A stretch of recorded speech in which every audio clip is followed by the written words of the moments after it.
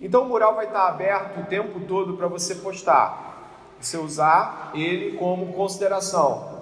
Só não pode zoar, né? Fazer um montão de coisas que acaba poluindo um pouquinho o visual. Então, se você já fez, apaga. Mas eu gostaria dar um bom dia, dizer, olha, gostei disso. Perguntas também são válidas, mas em momentos oportunos da aula. Tudo bem? Já está aí aberto, a gente vai usá-lo.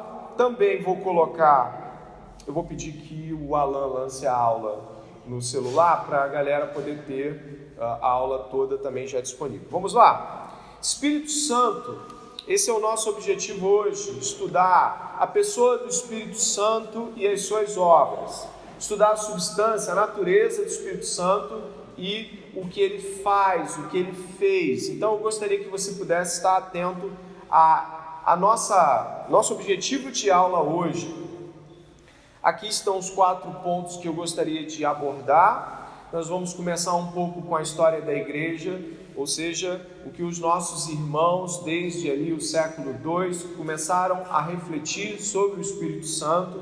Depois nós vamos pensar de que modo podemos ver o Espírito Santo em atuação no Velho Testamento, a um ponto de observá-lo tal como pessoa da Trindade. O terceiro ponto, a graça comum e o Espírito Santo, vai ter uma discussão muito forte aqui.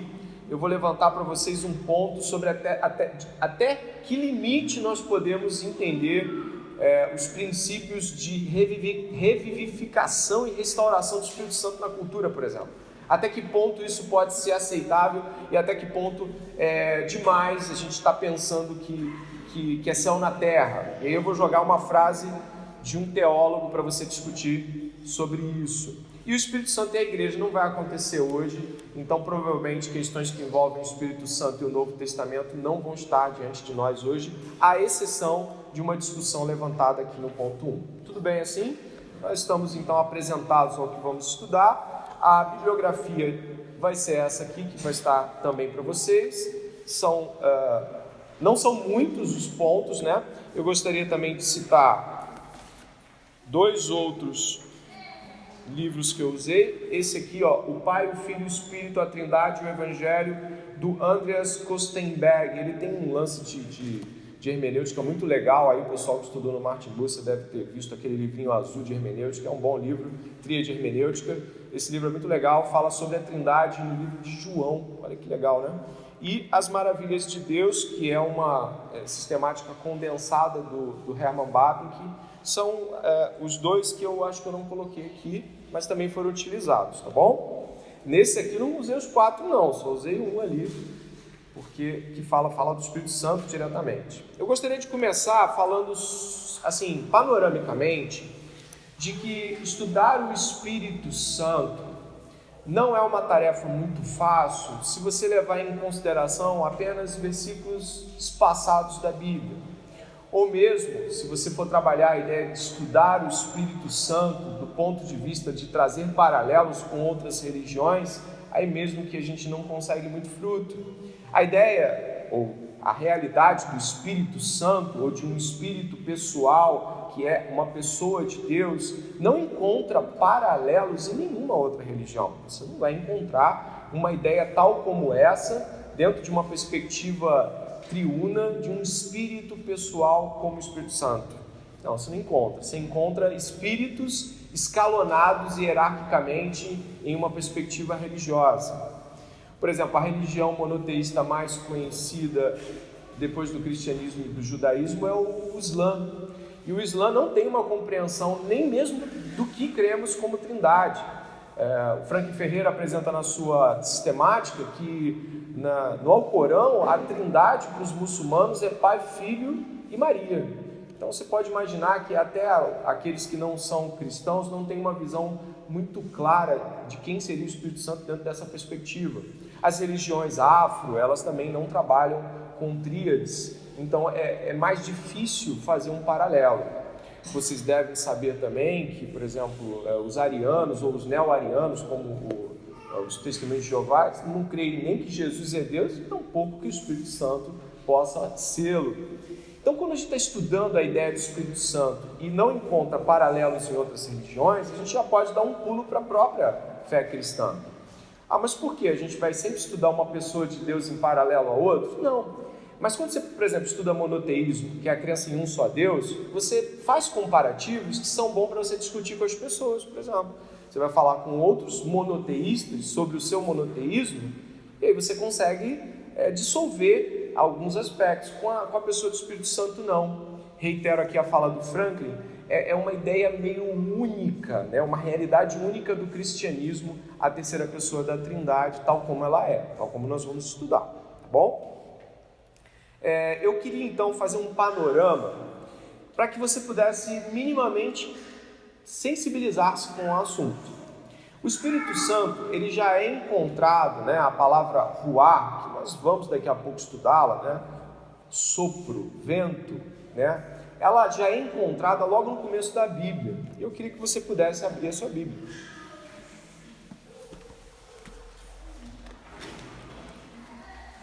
Em Gênesis capítulo 1, nós temos o verso 2, onde você já encontra o Espírito de Deus, Espírito Santo, Espírito de Elohim, Espírito de Yahvé. É uma expressão que você encontra aí, juntando as três, mais ou menos umas 50 e poucas vezes, exatamente assim, amarradinho nas escrituras do Velho Testamento. Eu pensei que eram mais vezes. Eu confesso, quando eu vi a numeração em uma sistemática, pensei que era todo livro bíblico tinha. Não é bem assim. Às vezes a gente se surpreende com quantitativos. Dá uma olhada na sua Bíblia em Gênesis, por favor. 1:1. No princípio Deus criou os céus e a terra. A terra era sem forma e vazia. Havia trevas sobre a face do abismo. E, você pode completar, por favor? O Espírito de Deus sobre as águas. Ok, então nós temos a primeira menção aqui daquilo que para nós vai ficar muito claro lá na frente, no Novo Testamento, sobre o Espírito de Deus. Mas é claro que se você pegar o Velho Testamento, você não vai encontrar a ideia da Trindade tão desenvolvida ao ponto de afirmá-la categoricamente. Por isso, os judeus, eles não creem que essa perspectiva de Espírito de Deus é uma pessoa de Deus, até porque você sabe que o judeu não crê em termos trinitários, mas ele considera aqui de que isso é o hálito, o sopro, eu vou com muito cuidado usar a palavra poder ativo, porque os testemunhos de Jeová se apoderaram dessa expressão judaica, né? Poder ativo de Deus, a vontade ativa de Deus. Não pense que os testemunhos de Jeová criaram isso, eles não criaram essa ideia de poder ativo, de Deus em seu poder se movimentando como se fosse um raio elétrico, né?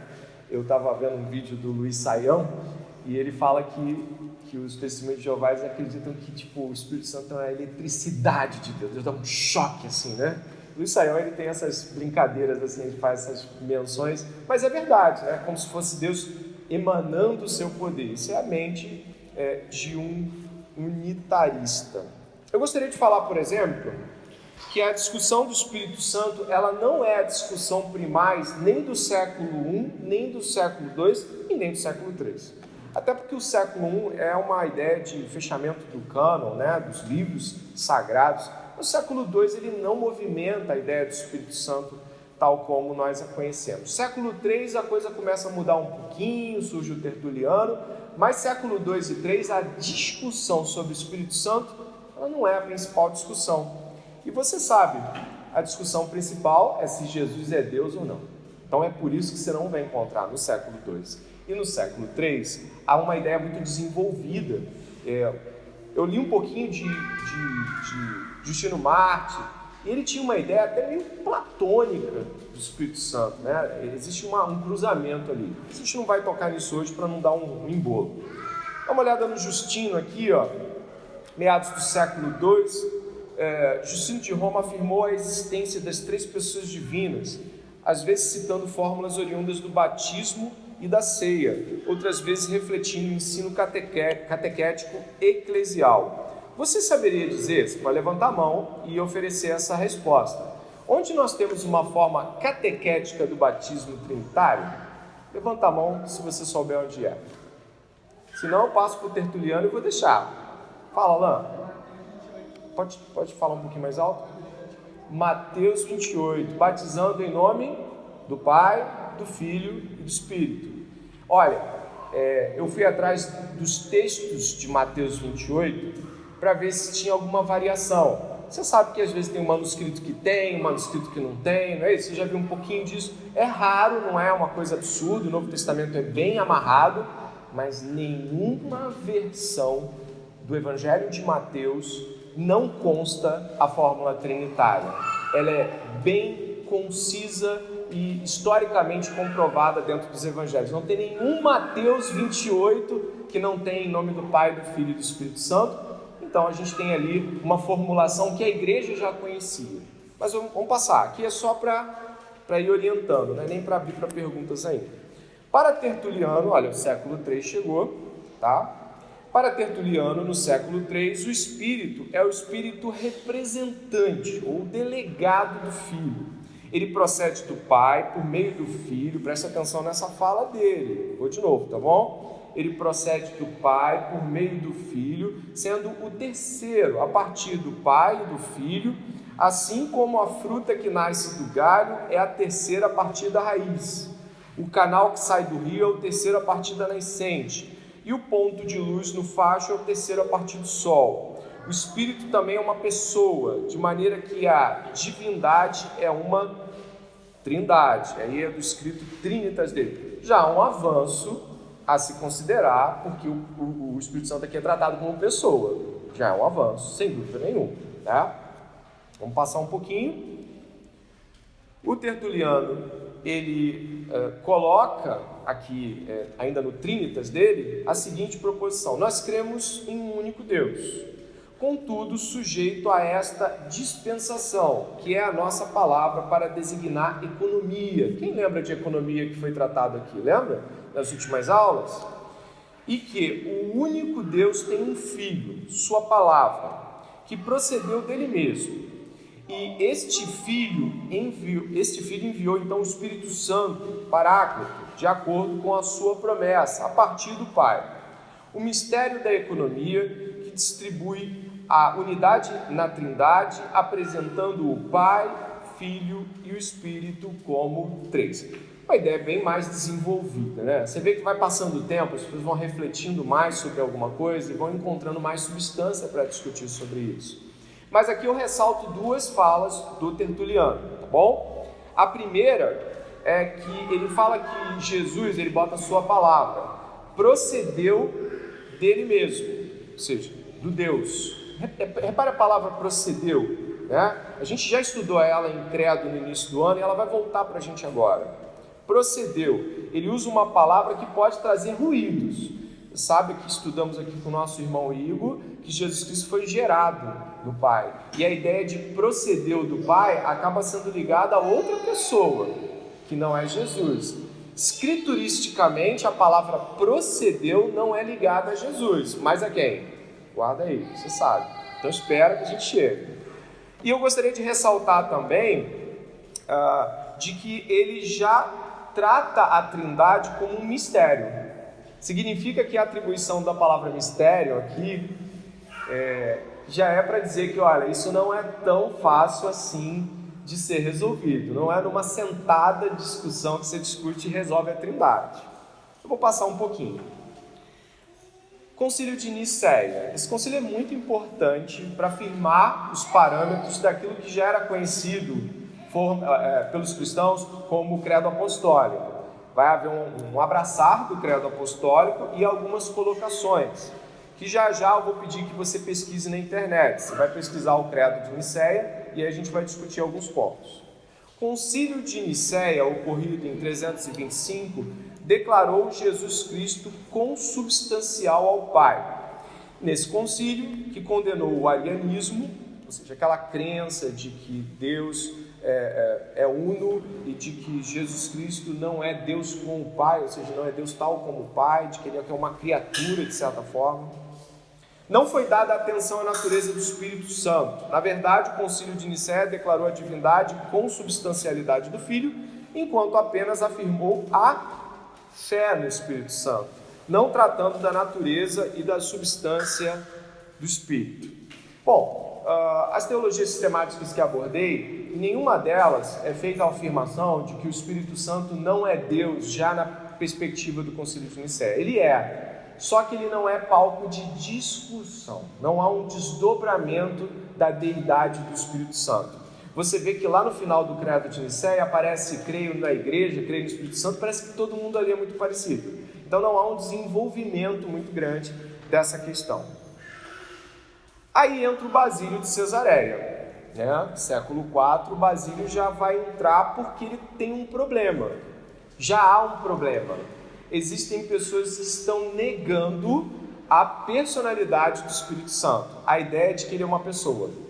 E é nesse contexto que o Basílio de Cesareia se levanta, porque agora abriu-se a discussão. Já chegamos num ponto, Jesus Cristo é Deus, consubstancial com o Pai? Ok, então as tretas vão se desenvolvendo agora no Espírito Santo. Mas o Espírito Santo não é. O Espírito Santo, ele é uma espécie de poder de Deus, mas ele não chega a ser uma pessoa. Ele é o poder que vem do Pai e do Filho, ou só do Pai. Então começa a haver uma discussão. Estou entrando devagar, explicando com calma, para você entender que agora a discussão repousa sobre o Espírito. Basílio de Cesareia, então, vai colocar argumentos sobre, ou a favor, da ideia do Espírito Santo ser Deus mesmo, com o Pai, com o Filho. O argumento de Basílio é centrado na divindade do Espírito Santo, mediante toda uma série de argumentos bíblicos e teológicos. Basílio demonstrou que a glória divina pertence tanto ao Espírito Santo como ao Pai e ao Filho. Vamos lá. Olha o que diz o Basílio aqui em citação direta.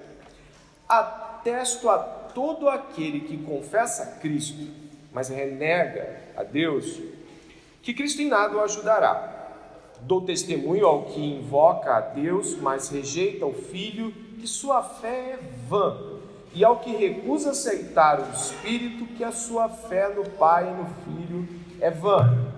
E ao que recusa aceitar o Espírito, que sua fé no Pai e no Filho cairá no vazio. Repare que ele amarrou a ideia. Se você crê em um e não crê em outro, crê em outro e não crê em um, você vai perdendo a sua fé. Você está na fé errada, não é a fé cristã. Nem mesmo poderá possuir a fé, olha que afirmação, se não tiver o Espírito. Efetivamente, não crê no Filho quem não acredita no Espírito, nem crê no Pai aquele que não crê no Filho. Com efeito, ninguém pode dizer Jesus é Senhor, a não ser no Espírito, citação bíblica paulina. Ninguém jamais viu a Deus. O Filho unigênito que está no seio do Pai, esse o deu a conhecer. Duas afirmações, uma amarrando o Espírito Santo a Jesus e outra amarrando o Filho ao Pai. Significa aqui que Basílio está lutando contra qualquer ideia que seja possível de que eu seja alguém que eu creio em Deus Pai, eu creio que o Filho é Deus, mas o Espírito Santo não. Ele está contrapondo-se a essa questão, essa compreensão. Acha-se também excluído da verdadeira adoração aquele que renega o Espírito. De fato, é impossível adorar o Filho a não ser no Espírito. Nem é possível invocar o Pai a não ser no Espírito da adoção filial. É magnífico quando esses homens antigos conseguem fazer um texto que, ao mesmo tempo que é explicativo, é apologético. Você pode ver que ele vai eliminando as possibilidades, joga um texto bíblico no meio e depois faz uma espécie de refutação final. Olha, você está fora. Repare que depois que alguém lê um negócio desse e ela continua crendo que o Espírito Santo não é pessoa, você sabe que ela recebe um crachazinho, né? Qual é o crachá? Herege. Ela vai receber o crachá de herege.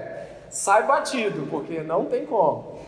O que vai acontecer, né, dentro dessa perspectiva, ainda não passa não, é que nós precisamos, de fato, discutir essa questão à luz dos seus desdobramentos.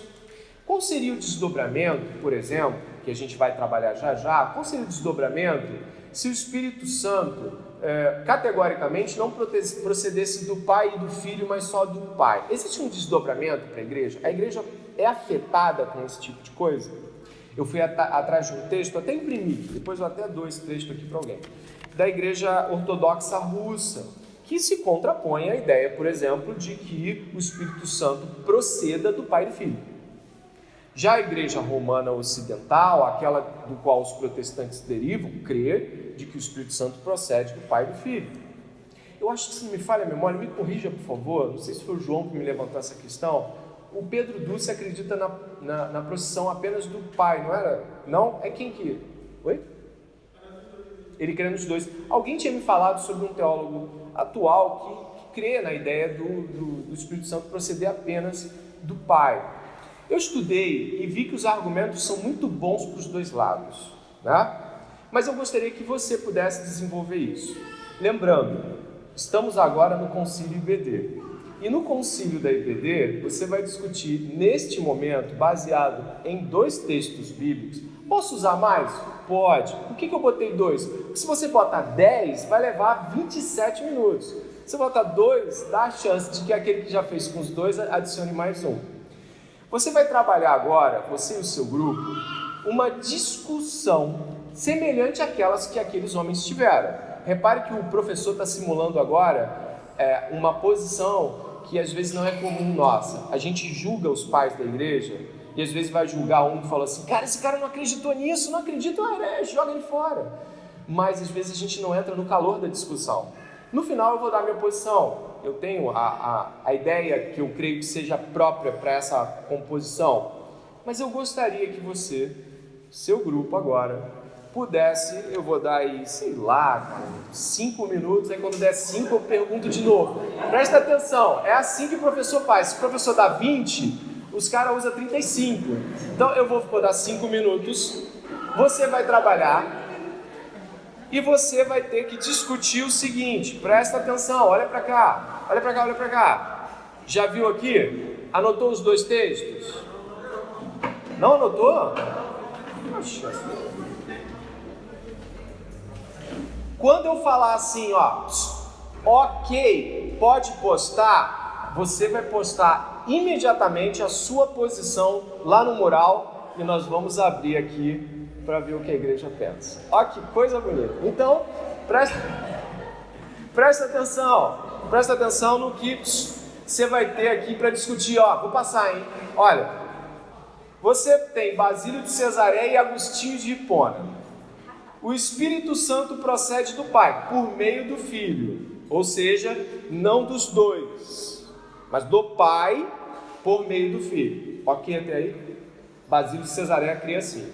Agostinho de Hipona já cria assim, o Espírito Santo é o vínculo de unidade entre o Pai e o Filho, e portanto procede dos 2.